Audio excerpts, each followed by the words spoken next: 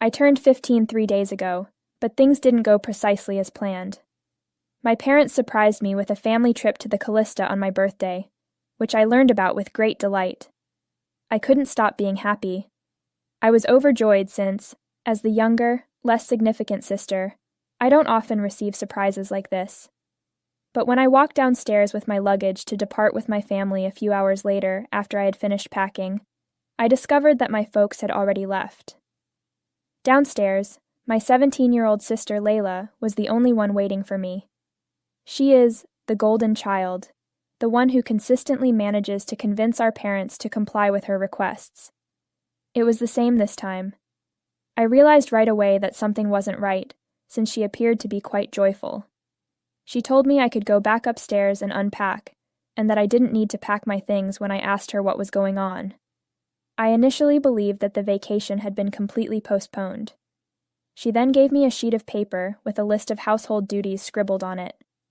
I had a lot of confusion. Although my parents had surprised me with the vacation early in the morning, Layla informed me that they had made the decision that it would be best for me to remain home and study because our finals were in a few weeks.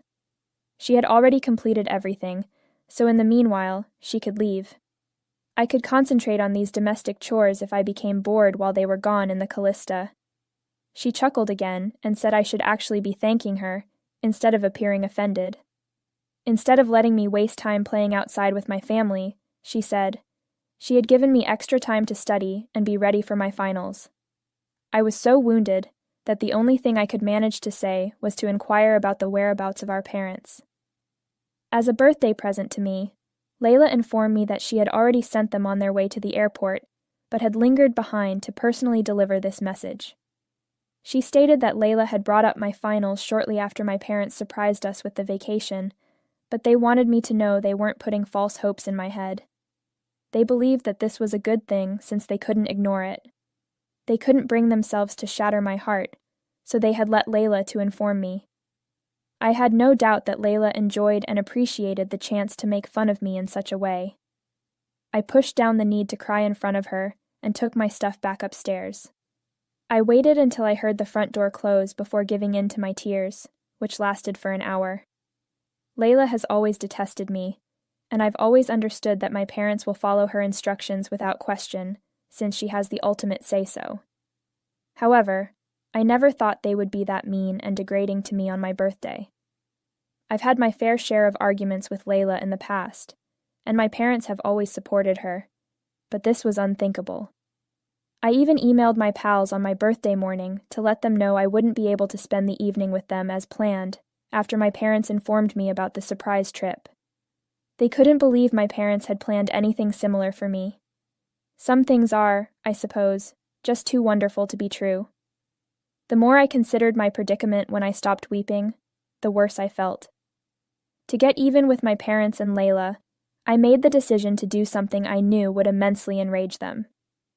Since I was alone myself at home, I walked into my dad's office and used his phone to call every significant person I could find on his MacBook. I had planned a celebration for my parents' anniversary that evening, and I extended an invitation to them.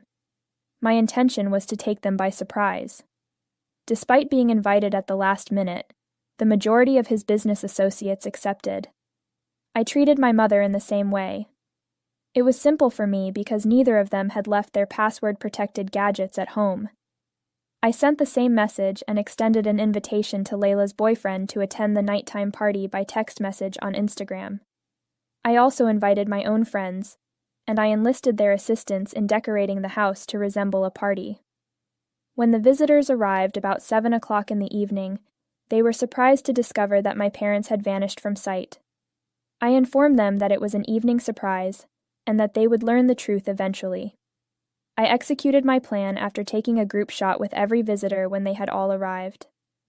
I gave them the precise location of my parents, described how I had been handled, and mentioned how my parents had always complied with Layla's requests. I had never said that I was essentially Cinderella until today. Because Layla felt it was the appropriate thing to do, I revealed what had happened on my birthday, and how my parents had abandoned me without even trying to make an in-person explanation. A great deal of folks were astonished. While my parents present a pleasant and decent front, they don't treat their own children in such a way. I informed everyone that my sister and my parents were the reason I had hosted the party after telling my story. I could see her lover was taken aback to discover her nasty side when I gave them the list of tasks Layla had left me. I said something, and everyone fell silent, till finally people started to leave. Before they went, several came up to comfort me. I wouldn't worry too much about it, but the only thing I felt horrible about was squandering their time. I sent my parents and Layla the group photo after everyone had departed, writing, "Had some guests over for my birthday party today. I believe the list Layla left me will eventually be begun. It was the ideal scheme." My parents replied to that message in a matter of seconds, asking me to undo what I had done, and that they would be returning home on the following flight. I went to my closest friend Sophie's place with my suitcases and blocked them all. I realized the place was no longer mine. Sophie's parents are very kind individuals who have consistently assured me that their doors will always be open. I made the choice to move in with them after accepting their offer. I'm not sure how long Sophie's family will be able to help me, but for the time being, I'm really appreciative to them for allowing me to stay in their house. Anyway, I had no communication from my folks on my birthday. However, they visited Sophie's home the next day. Since everyone knew that Sophie and I had been close friends since we were young, I suppose no one was shocked that I had decided to stay with her. I had made it quite apparent that I was not interested in dealing with her parents, so when my parents arrived, they refused to let them in and told them they had no business attempting to talk to me. I became a little afraid when my parents threatened to file a lawsuit against Sophie's parents. I then instructed them to invite my folks inside, and that I would be available for a conversation. They were enraged with me and told me I had no right to implicate their business colleagues, regardless of what they had done. They said that no colleagues or associates would even talk to them, and that their entire reputation was in shambles. Some of them were blaming me for everything, even going so far as to block my parents. I think it's fair to hold me accountable because I did plan the whole thing, but I also informed them that I wouldn't have done all of this if they had been a little more kind and hadn't made fun of me on my birthday. I finally lost my cool and yelled at them, accusing them of treating me worse than Layla and ruining my life along with my parents. That was something I could never forgive them for. Sophie's parents had to step in because things got pretty hot and we were all screaming at each other. To help me relax, Sophie had to usher me out of the room. Her parents came to me and told me that my folks had departed after I had finally calmed down. They would see to it that I never spoke to my parents until I was ready to see them. They advised me to really think about taking legal action, such as emancipating myself from my parents. It was time to permanently remove them out of my life, since it was becoming more and more clear that they didn't give a damn about me. We are now thinking about emancipation after I chose to consult with a lawyer after talking with Sophie's parents about this. Since this is a big choice, and I don't want to look back, I'm still not sure what to think about it. However, given the current direction of events, I doubt I will regret it. I refuse to let my parents contact me again, but they did so yesterday. I was able to identify my parents from the email address I received last evening. I made a great effort not to open it, but eventually my curiosity got the better of me, and I read it. They began by explaining that one of my father's clients had established a new spa and resort in the Callista, which is why they were surprising me with the trip. My dad chose to take advantage of this chance around my birthday, because it was a benefit for the family.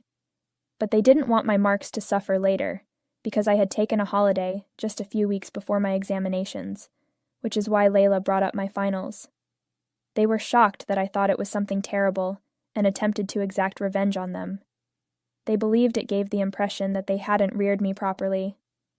Layla wanted to be a nice, caring big sister to me, but she was sad herself.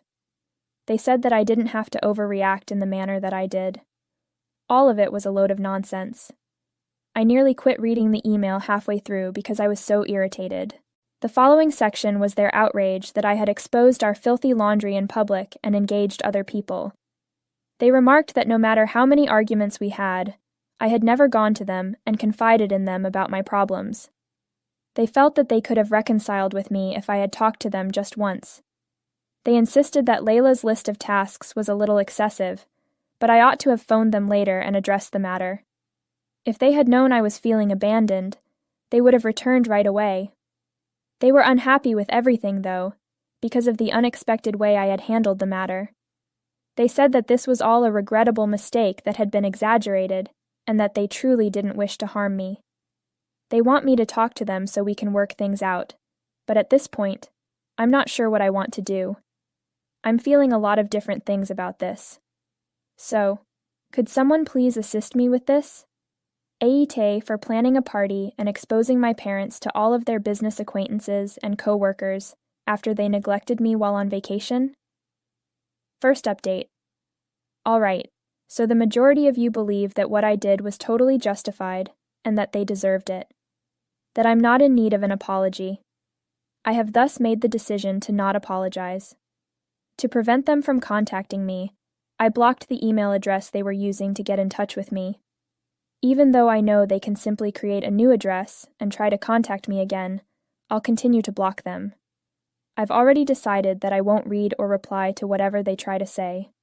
It's simply not worthwhile. In terms of liberation, I've made the decision to follow through. I understand that I'm still too young, but it's a big thing. However, Sophie and her parents have promised me that they would support me no matter what.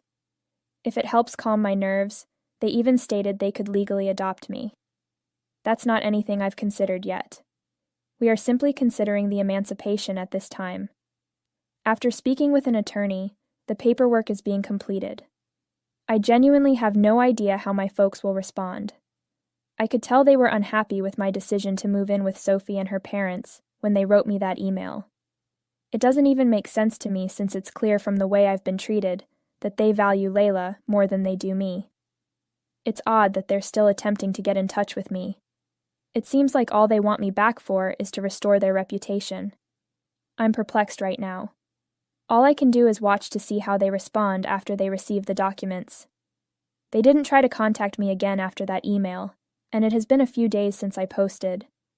I've heard that Layla and her boyfriend broke up, and there were a lot of people at the party I invited, so I know things can't be good for them either. Everyone knows why, but not me. Second update. Hello everyone. So a few days ago, the papers pertaining to my legal emancipation were finally given to my parents. I was surprised to learn that they were unhappy about it. There was a heated argument when they phoned Sophie's parents.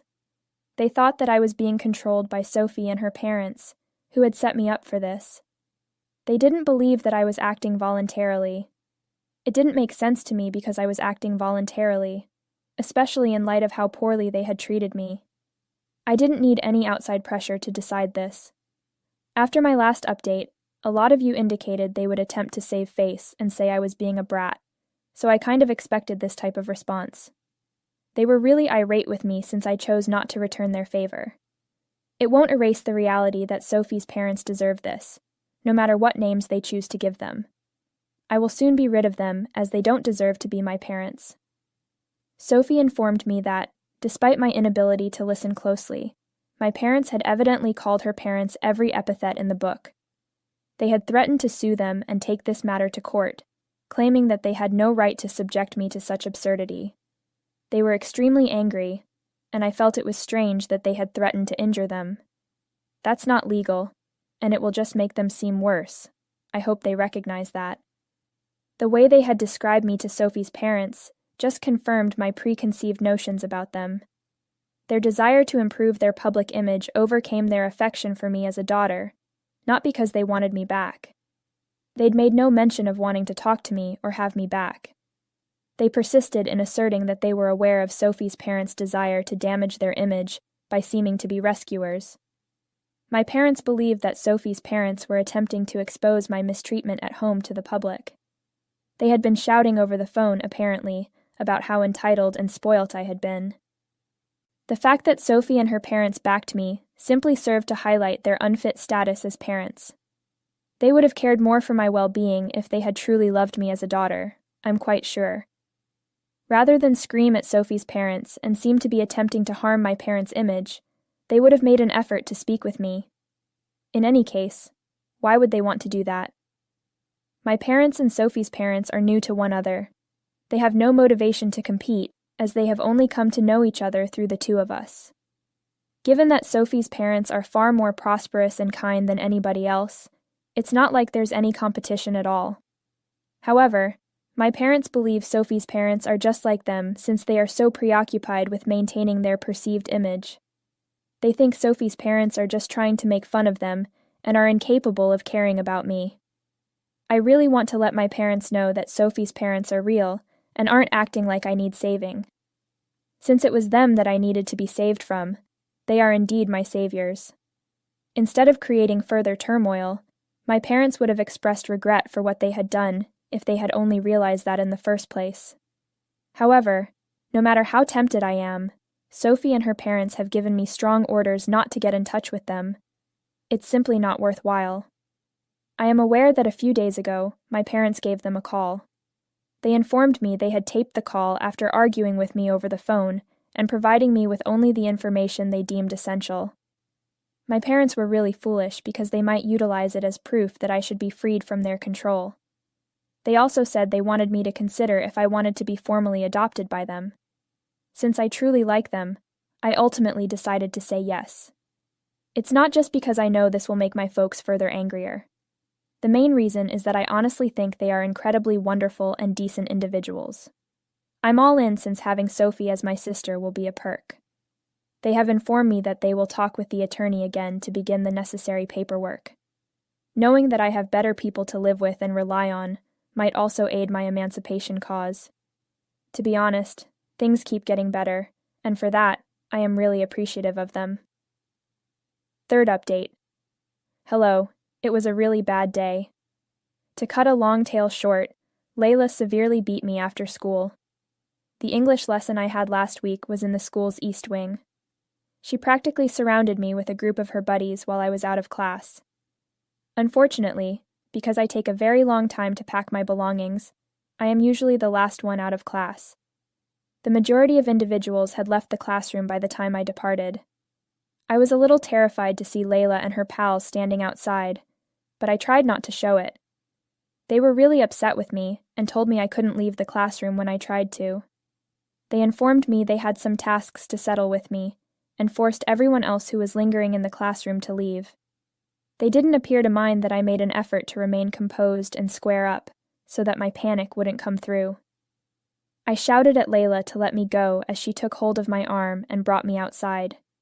No one else could hear me since everyone else was talking loudly. Then they dragged me into the janitor's closet, locked me in, and left me there. They were standing outside while I continued to pound on the door. Even if someone heard me, they wouldn't dare take action because Layla and her pals have a bad reputation and are often in the senior class. Layla let me out after he had me in there for over 5 minutes. At that point, almost everyone in that school wing had left, leaving only me and myself against them. She screamed at me at that point, and I took the first slap in the face. She stated I was ungrateful to our parents and branded me selfish. Then it became clear why she was really upset. She blamed me for her boyfriend's breakup with her. She then banged my head on the concrete, which made me feel quite lightheaded. Taking advantage of the situation, she continued to beat me with her fists, while her buddies laughed and watched. It hurt so bad. I made an effort to protect myself, but Layla was considerably heavier and several inches taller. I really began curling up against the wall at one point, but she persisted in beating me. She gave me one last kick when she was pleased, and then she and her pals went as I sobbed against the wall. Sophie eventually discovered me sitting on the floor sobbing uncontrollably around 15 minutes later. She assisted me in getting up after I told her what had happened. I was too sick to walk, so we opted to take a cab home instead of going there together. Her folks seemed quite sad when I told them everything when we arrived home. They called the police after they had already contacted the school. They are rather busy because they have only been speaking on the phone for an hour since then. However, because I'm hurting very badly, Sophie is taking care of me. Everything hurts, and the bruises are only now beginning to appear.